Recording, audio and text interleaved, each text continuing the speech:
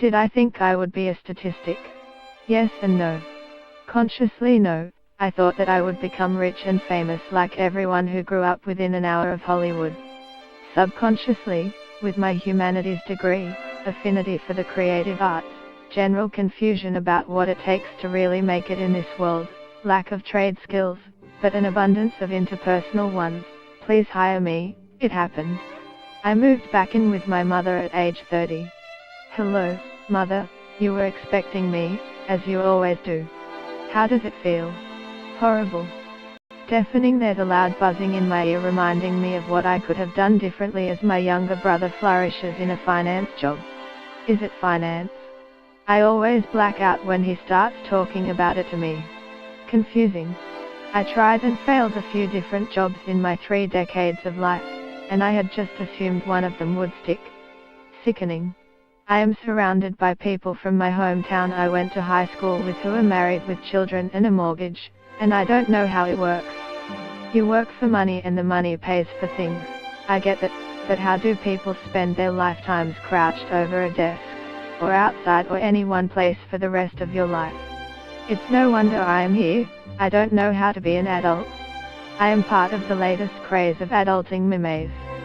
I am definitely coming from a place of whiny, overindulgent privilege.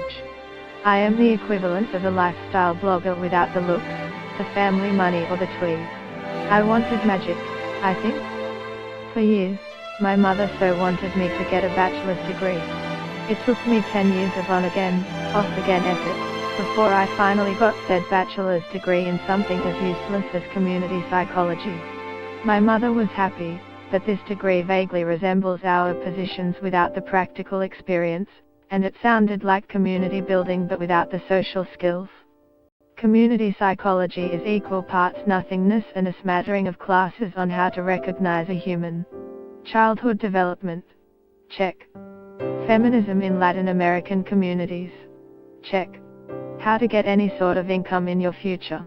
I must have been busy decoupaging my final project about the male gaze. Sitting in my childhood room, I ask myself the horribly big questions. Do I go for a master's degree like so many people before me, now drowning in a lifetime of debt with marginally more success than was produced before?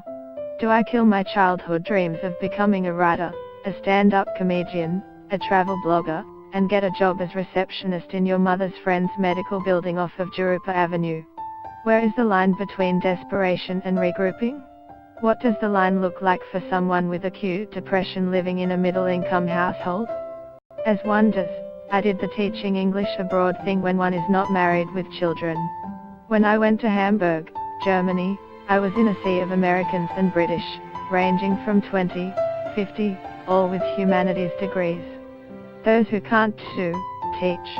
Not that they couldn't do it because they weren't capable, they couldn't do it because there were no jobs in French